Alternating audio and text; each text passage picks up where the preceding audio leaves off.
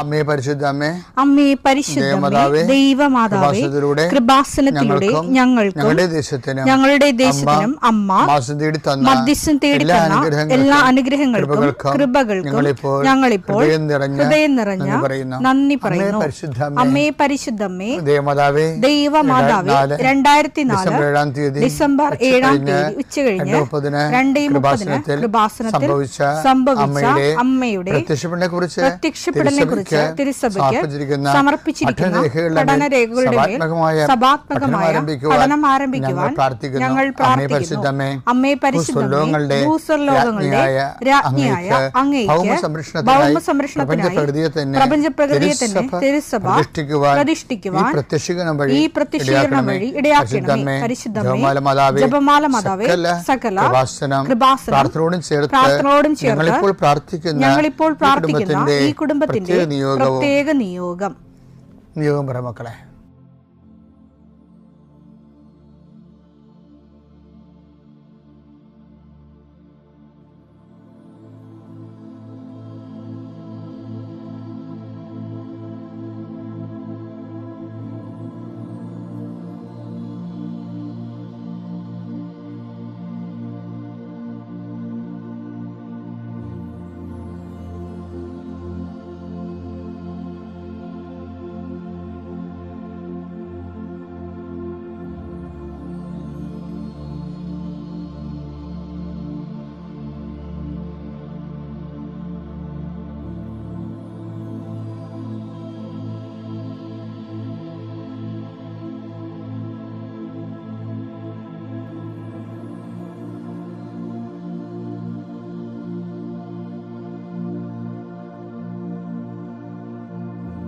അമ്മയുടെ പ്രത്യക്ഷീകരണത്തിന്റെ ഈ അനുഗ്രഹവേളയിൽ ഞങ്ങൾക്ക് സാധിച്ചു തരുവാൻ കനിയണമേ. ആമേൻ. വിശ്വാസ പ്രമാണം.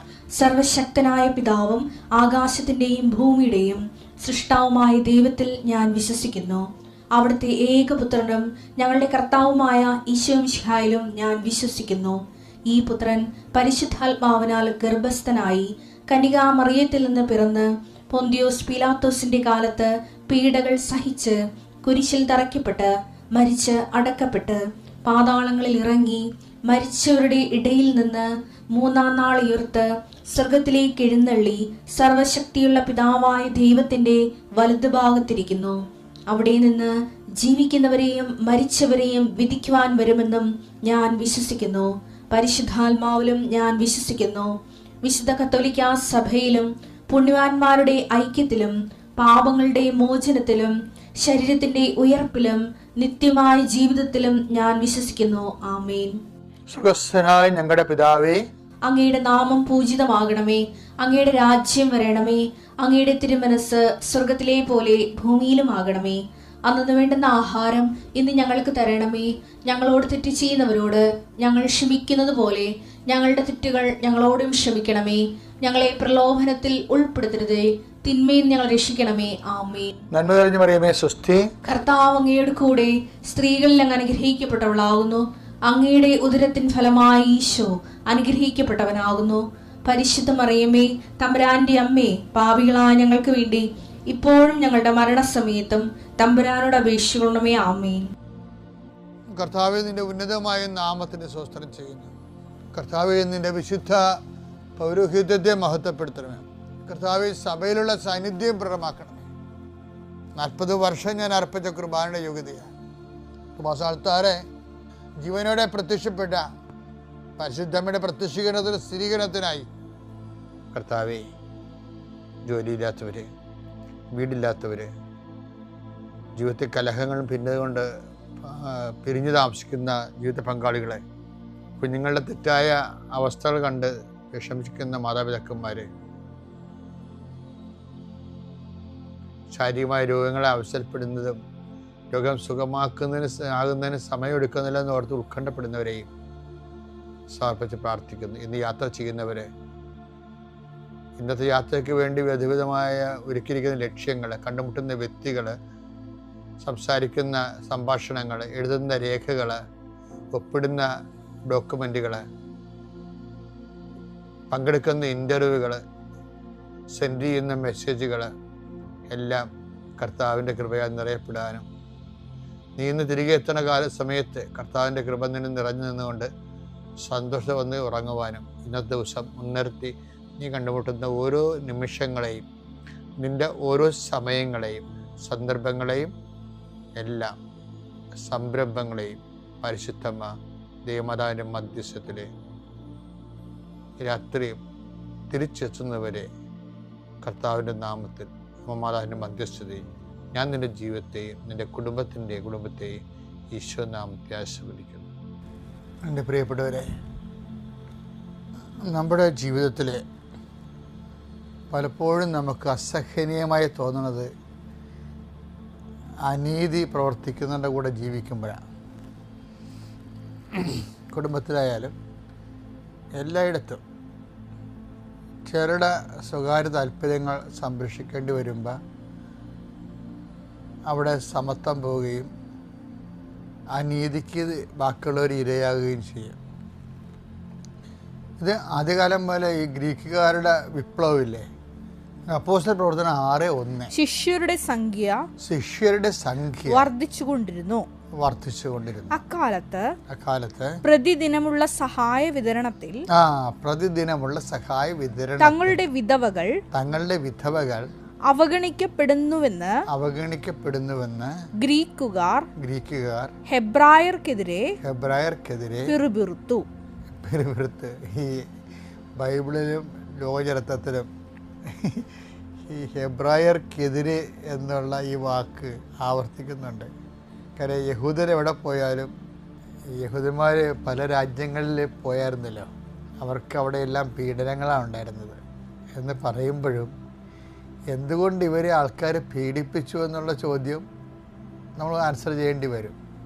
അതെന്ന് വെച്ചാൽ ഇവർ എപ്പോഴും മറ്റുള്ളവരെ അവോയ്ഡ് ചെയ്യണ പോലെ മറ്റു രാജ്യക്കാർക്ക് തോന്നും. ഇപ്പോൾ ഇംഗ്ലീഷുകാരുടെ രാജ്യത്ത് ചെന്നപ്പോൾ സ്പാനിഷ് എന്നാണ് ഇവർക്ക് കൂടുതൽ പ്രയാസങ്ങളുണ്ടായത്. പക്ഷേ ഇംഗ്ലീഷ് രാജ്യത്ത് മോശമില്ല ഇവർ. എന്താ കാര്യമാണ്, ഷേക്സ്പിയറിൻ്റെ ഒരു കഥയില്ലേ, ഷേക്സ്പിയറിൻ്റെ കഥയിൽ സെമയോണിച്ച് ഒരു കടം കൊടുത്ത വെനീസിലെ വ്യാപാരി, ദ മർച്ചൻ്റ് ഓഫ് വെനീസ്. അപ്പോൾ ആ വ്യാപാരിയിൽ പണം കടം കൊടുക്കണത് ഒരു യഹൂദനാണ്. എന്നുവെച്ചാൽ ഈ വട്ടിപ്പണ പലിശയ്ക്ക് കടം കൊടുക്കണത് യഹൂദനാണ്. അപ്പോൾ ഈ ഷേക്സ്പിയറിൻ്റെ ഇംഗ്ലീഷ് കഥയിൽ പണം കടം കൊടുക്കുന്ന ആളാണ് യഹൂദൻ. അപ്പോൾ അയാൾ ആ കട ഈടാക്കുന്നതിന് പകരം കോടതി വെച്ച് മാംസം വെട്ടി ചോദിക്കുന്നുണ്ട്. പിന്നെ അത് നമ്മുടെ ഷിബിയുടെ കഥ പോലെ, ഷിബി വെച്ചാൽ ഈ ഷേക്സ്പിയർ ഇവിടുന്ന് മോഷ്ടിച്ചാണെന്ന് തോന്നണ കഥ, ചിലപ്പതികാരത്തിൽ നിന്ന്. സെമയോണിച്ചിന് ഇത് കൊടുക്കുമ്പോൾ കോടതി എന്ന് പറയണത് മാംസം തരാമെന്നേ പറഞ്ഞിട്ടുള്ളൂ, രക്തം പൊടിയരുതെന്ന് പറയും. അത് നമ്മളുടെ കഥയാണ്, ചിലപ്പതികാരത്തിലെ കഥയാണ്. ഷേക്സ്പിയർ അതിൽ നിന്ന് പ്രചോദനം ഉൾക്കൊണ്ടതാണ്, അടിച്ചു മാറ്റിയതാണ് നമുക്കറിയാൻ പാടില്ല. ആ കഥയിൽ അങ്ങനെ ഒരു രംഗമുണ്ട്. അപ്പോൾ ഇവിടെ ചെന്നാൽ ഈ ആള് പെരുകുമ്പോൾ അനീതികൾ ഉണ്ടാവും. അതാണ് ആളെ പിടിച്ചു പറഞ്ഞത്. കുടുംബത്തിലും അങ്ങനെയാണ്. കുടുംബത്തിലും ഈ പങ്കാളികൾ കൂടുതലല്ലേ, വസ്തു ഒക്കെ വിൽപ്പന വരുമ്പോൾ, ഭാഗോടമ്പടിയൊക്കെ വരുമ്പോൾ ആൾ കൂടുതലാണെങ്കിൽ കുറേ പേർക്ക് എപ്പോഴായാലും അപ്പനെ തല്ലിക്കൊല്ലാനുള്ള വൈരാഗ്യം മക്കൾ കാണിക്കണം കണ്ടുകൊണ്ട് ഞാൻ അപ്പനാണെന്നുള്ള മറന്നു പോരും. പക്ഷേ പങ്കിട്ട് വന്നപ്പോൾ ചിലർക്ക് ചില സ്ഥലം കിട്ടി, സ്ഥലത്തിന് കൂടുതലുണ്ടെങ്കിലും അവന് വരുമാനമൊന്നുമില്ല. വരുമാനമുള്ളവർക്ക് സ്ഥലം ചെറുതാണ്. അങ്ങനെ പല പല കോമ്പൻസേഷൻ വെച്ചാണ് അച്ഛൻ ചെയ്തിരിക്കുക, അപ്പം ചെയ്യണതെങ്കിലും കുറേ പരാതികളുണ്ടാകും. അപ്പോൾ ഇങ്ങനെയൊരു വിഷയം ജീവിതത്തിലുണ്ട്. അനുദിനമുള്ള സഹായ വിതരണത്തിൽ ഗ്രീക്കുകാരുടെ വിധവകളാണ്, അവർ ന്യൂനപക്ഷമാണെന്ന് തോന്നുന്നത്. ഹെബ്രായർക്കെതിരെ പരാതി പറഞ്ഞെന്ന് വെച്ച് കഴിയുമ്പോൾ ഹെബ്രായറാണ് അവിടെ മേൽക്കൈ നേടിയിരിക്കുന്നത്. പക്ഷേ ഗ്രീക്കുകാരെന്ന് ചുമ്മാ ഗ്രീക്കുകാർ വിജാതിരല്ലേ, അവർ യഹൂദ പാരമ്പര്യമുള്ള ആൾക്കാരാണ്. ഗ്രീക്ക് ഭാഷ സംസാരിക്കണമെന്നേ ഉള്ളൂ, യഹൂദ പാരമ്പര്യമുള്ള ആൾക്കാരാണ്. അതായത് ഹെലനിസ്റ്റിക് എന്നൊക്കെ ബൈബിൾ പറയും. അപ്പോൾ ഇവരെല്ലാം ബ്ലഡ് ഒന്ന് തന്നെയാണ്. പക്ഷെ ആ രാജ്യത്തിൽ നിന്ന് വന്ന കാരണം അവരോട് ഹെബ്രായർ അനീതി കാണിച്ചു. അപ്പം അങ്ങനെയാണ് പിന്നെ പത്രോസ് പറയണത്, ഞങ്ങൾ ഭക്ഷണ മേശ വന്ന് അതിനുവേണ്ടി തലയിടാൻ ഞങ്ങൾക്ക് നേരമില്ല, ഞങ്ങൾക്ക് അതിനു വേണ്ടിയുള്ള അഭിഷേകമല്ല, ഞങ്ങൾക്ക് കർത്താവിൻ്റെ വചനം പങ്കുവെക്കാനുള്ള അഭിഷേകമാണ്. നിങ്ങളുടെ കൂട്ടത്തിൽ നിന്ന് ആൾക്കാരെ തിരഞ്ഞെടുത്തിട്ട് കൃപയുള്ളവരുടെ മേൽ ഞങ്ങൾ കൈവെക്കാം. അങ്ങനെ ഡയക്കണേറ്റ് ഉണ്ടാകണത്, ഡീക്കൻ. പിന്നീട് കുറേ കാലത്ത് സഭയിൽ ഡീക്കന്മാരില്ലായിരുന്നു. പിന്നെ വന്നപ്പോൾ ആദ്യത്തെ ഡീക്കന്മാരല്ല വന്നത്, ലിറ്റർജിക്കൽ ഡീക്കന്മാരാണ് വന്നത്. അപ്പോൾ സഭയുടെ ഹിസ്റ്ററിയിൽ ആദ്യം ഉണ്ടായിരുന്നത് സഭയുടെ സാമൂഹ്യ നീതി സംരക്ഷിക്കുന്ന ആൾക്കാരായിരുന്നു അവർ. അപ്പോൾ അത് പ്രോസസ് ഓഫ് ടൈമിൽ അങ്ങനെ സംഭവിച്ചതാണ്. അപ്പോൾ ഞാൻ പറഞ്ഞുകൊണ്ടിരിക്കുന്ന കാര്യത്തിൽ ഒരു സമൂഹം മുന്നോട്ട് പോകുമ്പോൾ ചിലയിടത്ത് ആൾ കൂടിയും കുറച്ച് ആൾ കുറഞ്ഞും, ചിലയിടത്ത് ഉച്ചനീചത്വം കുറച്ച് അവഗണനയും ഒക്കെ സംഭവിക്കുമ്പോൾ അനീതി ഉണ്ടാകുമ്പോൾ ചില ആൾക്കാരെ സഹിക്കും, ചില ആൾക്കാർ ഫൈറ്റ് ചെയ്യും അതിനെതിരെ. പക്ഷേ സുവിശേഷത്തിനൊരു നിലപാടിൽ, സുവിശേഷ നിലപാട് എന്ന് പറയുന്നത് നിങ്ങൾക്ക് സഹിക്കാനുള്ള കൃപ, അവന് വേണ്ടി സഹിക്കാൻ വേണ്ടി കൂടിയാണ്. ഇപ്പോൾ 1:29 ക്രിസ്തുവിൽ വിശ്വസിക്കാൻ മാത്രമല്ല, വിശ്വസിക്കുന്നതിൻ്റെ ഭാഗമായിട്ടേ വിശ്വാസം ഒരു സാങ്കേതിക അർത്ഥത്തിൽ മാത്രമല്ല, വിശ്വസിക്കാൻ മാത്രമല്ല, അവന് വേണ്ടി സഹിക്കാൻ കൂടിയുള്ള അനുഗ്രഹം, സഹിക്കാൻ വേണ്ടിയുള്ള അനുഗ്രഹം, അവന് വേണ്ടി സഹിക്കാൻ കൂടിയുള്ള അനുഗ്രഹം അവനെ പ്രതി നിങ്ങൾക്ക് ലഭിച്ചിരിക്കുന്നു. അപ്പൊ ഈ ക്രിസ്തുവിനെ സ്വീകരിക്കുമ്പോൾ ആ വിശ്വാസം മാത്രമല്ല, പിന്നെന്താ ഉള്ളത്? അതിൻ്റെ സെക്കൻഡ് ഗ്രേഡിൽ അവന് വേണ്ടി സഹിക്കാൻ വേണ്ടി കൂടിയുള്ള കൃപ കിട്ടിയാൽ മാത്രമേ, അതിൻ്റെ അക്സസറി അതാണേ, അവന് വേണ്ടി സഹിക്കാൻ വേണ്ടി കൂടിയുള്ള കൃപ കിട്ടിയാൽ മാത്രമേ ക്രിസ്തു നിലനിന്ന് പോരത്തുള്ളൂ നമ്മളിൽ. അല്ലെങ്കിൽ ക്രിസ്തു ആവിയായി പോകും.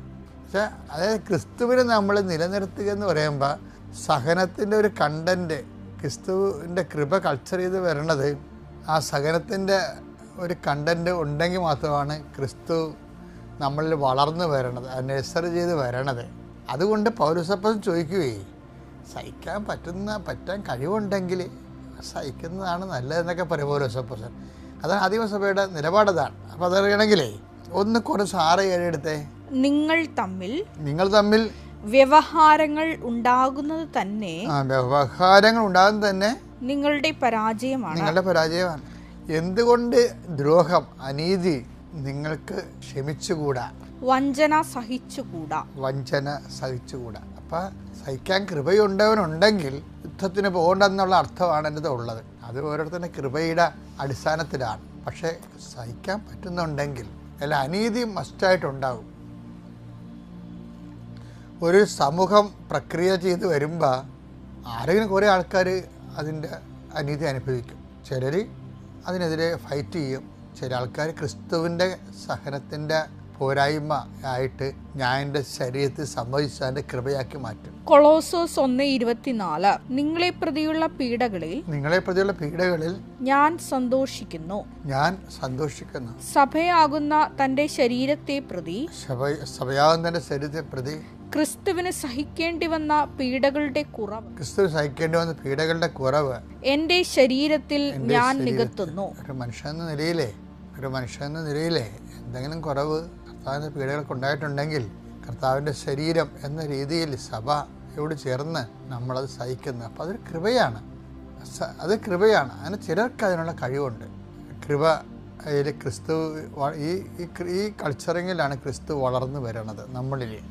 അപ്പോൾ ക്രിസ്തു വളർന്നു വരണമെന്നുള്ളതിന് നമുക്ക് ആഗ്രഹം ഉണ്ടെങ്കിൽ ഈ സഹനം അതിൻ്റെ വളവും വെള്ളവുമായിട്ട് ഉപയോഗിക്കാവുന്നതാണ് എന്ന് സൂചനയാണ്. അപ്പോൾ ആവശ്യമില്ലാത്ത രീതിയിൽ നിങ്ങൾ പൊട്ടിത്തെറിക്കുകയോ അതെല്ലാം ക്രിസ്തുവിനെ നേടാൻ വേണ്ടി ഉള്ള ഒരു മാർഗമായി സ്വീകരിക്കാൻ പറ്റുമെങ്കിൽ, അല്ലെങ്കിൽ പറ്റുന്നില്ലെങ്കിൽ അതിനുള്ള സാധ്യത തേടുകയും ക്രിസ്തുവിൽ വളരുകയും ചെയ്യാൻ നിങ്ങളുടെ സഹന സാഹചര്യം പ്രയോജനപ്പെടുത്തണമെന്നാണ് ഈ സുവിശേഷത്തിൻ്റെ ഒരു ചൈതന്യം. പിതാവിൻ്റെയും പുത്രൻ്റെയും പരിശുദ്ധാത്മാവിൻ്റെയും നാമം.